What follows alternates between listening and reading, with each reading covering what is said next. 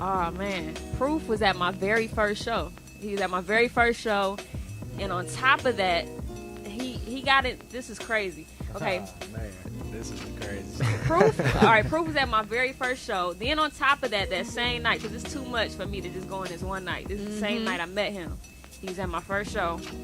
That same night, he asked me to be on his album, Searching for Jerry Garcia.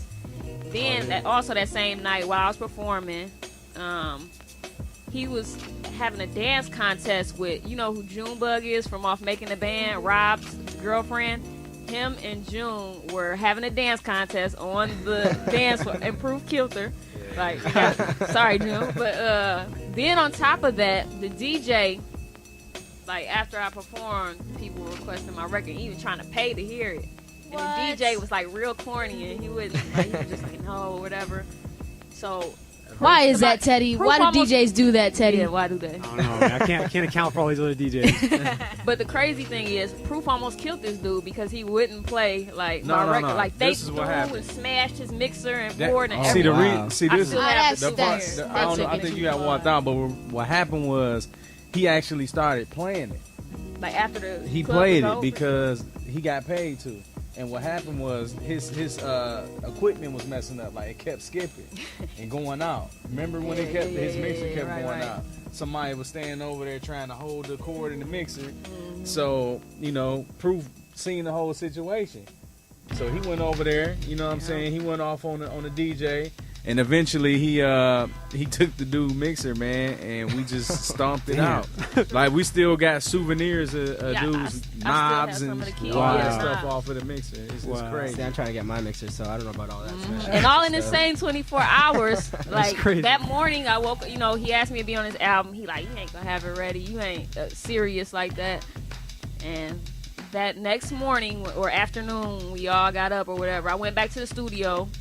Proof came back still in the same clothes from the club the next day, and we recorded our song like the second day, like within 24 hours of me meeting him. We recorded the song and everything. That's It was what crazy. I'm talking about. Adventures with Proof. Yeah. No slumber about that. This summer ain't finna say next summer I'm finna try and get it in by the winter. Dreaming on the come up, what you know about that. Summer nights ain't no slumber about that. Gotta turn me steaming summer evenings into something more than winter dreaming.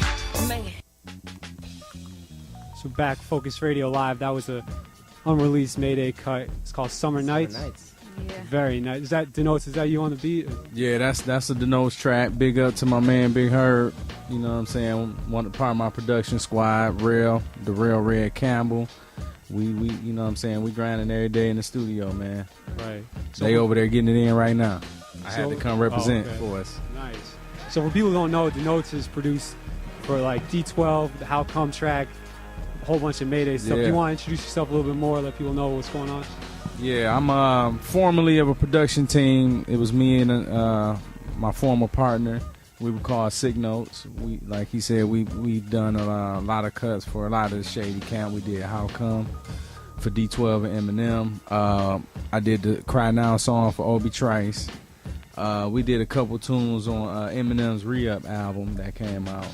And worked with various different artists, man. Ranged from Freeway to Busy Bone to all the cats in Detroit, you know, the Stretch Moneys. And, I mean, the list is real long, man. Like, it's real long.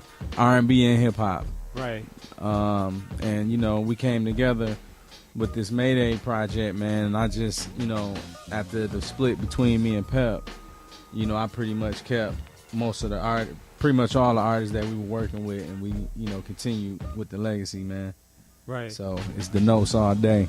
And so when you're going about making beats, I know you bring a lot of live instruments. Is there like, do you mess with the samples first and then bring in live players, or what's your creative process like? Most of the time that's how we do it. You know, it's always inspired by a sample first, and then, you know, I bring the live instruments in, and sometimes we play on top of that, get rid of the sample. It just, you know, we try all different methods. Sometimes we go in there and just have jam sessions and right. just come up with original stuff with no samples. So that's tight. I got a lot of different techniques. So right. all y'all producers out there. anytime I hear Dre 3000, Right. I'm like open. I'm open. I'm like, okay, I need to do something crazy, but it can't be like him. You know, it's like, Yeah. but he challenges me. I like Lupe. I love Common. And Right. I hear the beat in the background, but for real, that's like one of my favorite MCs. I don't know. It's a few artists. You know, I always check for Jay. Right. I check for whoever's like really spitting. Like that's who really like pushes me. And even I check for Kanye too. You know, I don't always like what I check for, but you know, I check for him because he's always gonna come with something different, or just something that's like, it may be hit or miss, but it's something to look for because he's gonna be creative. Something new, something Right. refreshing. He actually, you know, loves what he's doing. You can tell, you know, in the music, or has a, you know, some type of love or passion for it, even if it doesn't come out in my taste. Right. I can respect that, you know, to an extent.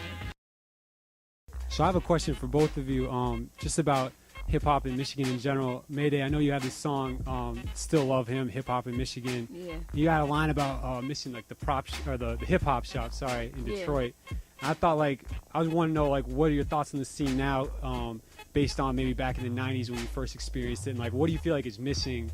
What is the element that's not there right now? Man, Proof, man. I ain't gonna Really? lie. Proof, see, this is, I'm giving from my experience. He was around the hip-hop scene in Detroit longer than I was. But when I came around, it was like Proof was the glue to all this, you know. Right. And, you know, when, you know, Dilla had, you know, the music and the influence and everything, but Proof was physically there. He was at every party. He was throwing them. You know, he was putting people together, making sure that, you know, if there was beef within the city or whatever, that was getting squashed, and just, you know, he just made Detroit go around. And now it's it's a big, you know, void without Proof being there. But people are trying to come together. Shout out to Hex Murder, because you know, his family sent prayers for him, because he's going through something right now. But yeah, man, Proof was just a bit. He was the main man at the hip hop shop also, you know. Right. But you know, he's big to Detroit, and his memory alone has helped to bring people together and try to make this thing right finally. But the hip hop scene now, you know, it's some little cliques out there, but at the end of the day, you know, everybody's trying to come together and be this one big Detroit hip hop scene again. Right. It's gonna take time for people to, you know, gel and everything, but people are making those steps towards it, so that's a good thing.